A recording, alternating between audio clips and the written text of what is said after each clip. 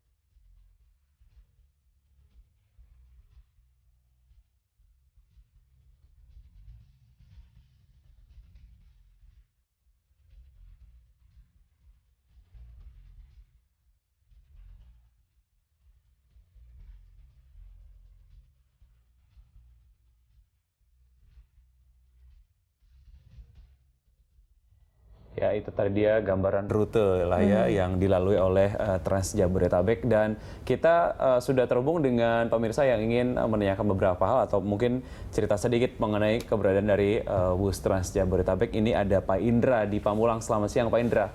Siang, Berita 1. Ya, Pak Indra, terkait dengan bus Trans Jabodetabek ini, apa yang Anda ingin sampaikan? Adakah pertanyaan yang ingin disampaikan kepada narasumber kita hari ini? Aduh, ini kebetulan sekali ya, saya tuh kebetulan tadi pagi cari-cari ini busnya Trans Jabodetabek. Pas saya lihat hari ini, ada dialog ini. Coba Pak yang bertanggung jawab, saya mohon bantuannya. Mbok, ini sosialisasinya ini loh Pak.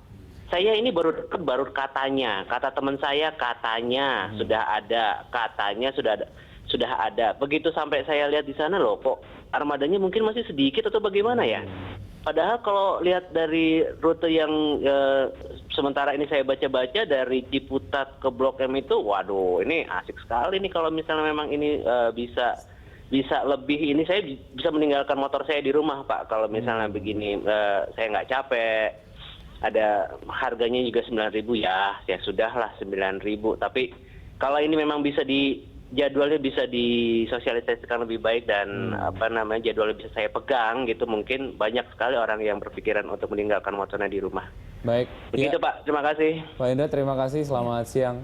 Ya, terkait dengan sosialisasinya, Pak Pande, seperti apa?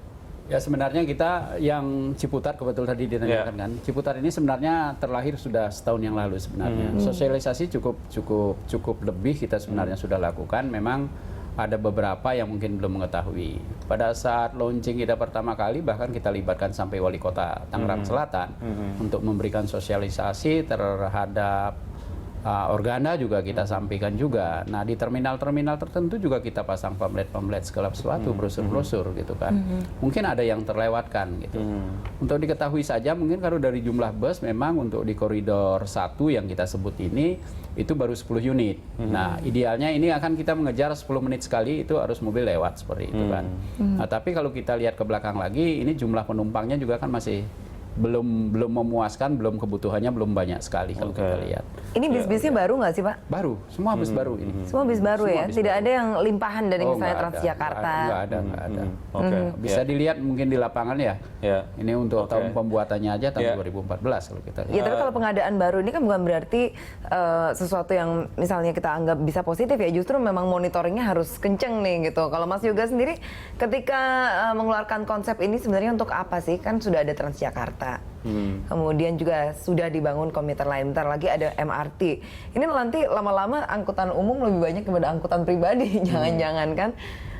Enggak sih, karena marketnya beda. Karena gini loh, bedanya dengan antara tadi ngomong masalah komuter lain. Apakah ini akan jadi competing dengan komuter lain? Jelas enggak. Kenapa? Karena nature-nya bus itu adalah dia tuh bisa menjangkau tempat-tempat di mana railway nggak bisa masuk.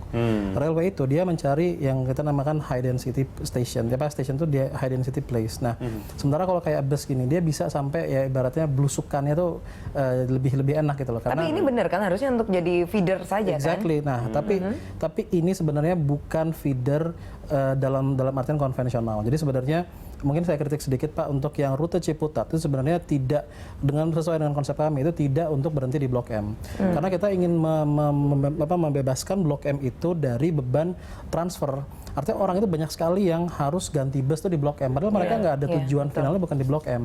Inilah sebenarnya kesalahan terbesar yang ada di dan bukan cuma di Trans Jabodetabek, APTB pun juga banyak yang seperti itu gitu. Jadi mereka itu berhenti di terminal-terminal sebenarnya nggak usah karena sekarang ini yang penting dia bisa dari luar itu bisa langsung menuju orang-orang tuh berhenti di mana sih paling banyak katakanlah semua sepanjang koridor 1 Transjakarta, sepanjang Tamrin, Sudirman dan juga Gatot Subroto, koridor 9 atau Kuningan seperti ini. Nah, jadi disitulah sebenarnya layanan terakhir dan dia langsung bisa balik lagi tanpa dia harus masuk ke terminal. Apa yang efek ditimbulkan sebetulnya Mas Yoga kalau sekarang gini kalau orang yang dari Ciputat dia mau kantornya katakanlah di Tamrin, dia harus berhenti dulu ganti bus di Blok M. Nah, Blok M itu terminal Blok M itu udah kayak hutan kalau saya bilang. Kenapa? Karena kita keluar itu nggak langsung bisa naik. Ada busway nih, langsung kejar dapat nggak? Kita harus turun dulu ke bawah, terus udah gitu harus ngantri dulu, beli tiket, naik lagi. Itu juga busway juga kalau untung-untung kalau tiap semenit ada. Ini busway kadang-kadang mungkin 5 menit sekali baru datang. Nah, jadi orang yang tadinya itu sebenarnya, jadi artinya gini. Tanpa dia melewati Blok M, waktu yang dia bisa hemat itu sangat besar karena dia nggak harus lagi nunggu, dia nggak harus jalan turun naik segala macam ya. Nah, arti itu sebenarnya konsep yang ini. Nah, jadi sebenarnya kalau hanya dari pinggir ke tengah itu sebenarnya juga kayak PPD layanan biasa kayak P45 segala macam juga udah banyak seperti itu. Maesari Bakti pun juga udah ada. Ya banyak banget di dalam. Jadi idealnya di mana tuh Mas shelternya? Apa cari shelter yang kira-kira tidak ada kopajanya? No. Yang benar adalah mereka itu join. Jadi mereka dari ujung dan mereka join ke halte Transjakarta dan itu meneruskan terus sampai koridornya sampai di mana ibaratnya tengah kota lah. Jadi nggak usah lagi sampai ke terminal-terminal terdekat, tapi benar-benar sampai ke tengah kota. Katakanlah ada satu rute kalau nggak salah, saya lupa apakah PPD atau juga yang Maesari Bakti yang layanin itu APTB dari Bekasi dia muter balik di Bundaran HI karena memang orang itu banyak yang berakhir perjalanan di sekitar situ. Jadi orang udah nggak usah lagi ganti-ganti bus lagi. Ya naik turunnya adalah sebaiknya di shelter, tidak perlu masuk ke terminal gitu ya? Iya, karena kita sebenarnya justru dengan makin orang itu kan makin langka lah waktu itu untuk komuter segala macam. Jadi sebisa mungkin commuting time itu harus se-efisien mungkin dan terminal itu adalah konsep yang usang. Artinya dia itu konsep di mana antar kota silahkan untuk bus antar kota masuk ke terminal. Tapi kalau untuk perjalanan komuter tiap hari masuk ke terminal itu udah konsep yang jadul lah ibaratnya gitu lah. Jadi sebenarnya kita harus bisa membuat itu lebih efisien lagi. Nah, makanya harusnya saya sebenarnya menganjurkan kayak Transjakarta pun juga ujung-ujungnya nggak usah lagi ada terminal. Halte terakhir dia, setelah itu dia langsung bisa muter balik dan langsung lagi melayani direction yang berikutnya. Agar rotasinya juga cepat, banyak penumpang yang bisa terlayani gitu ya. Masih ada beberapa segmen kita akan lanjutkan usai jeda. Bersama kami akan segera kembali.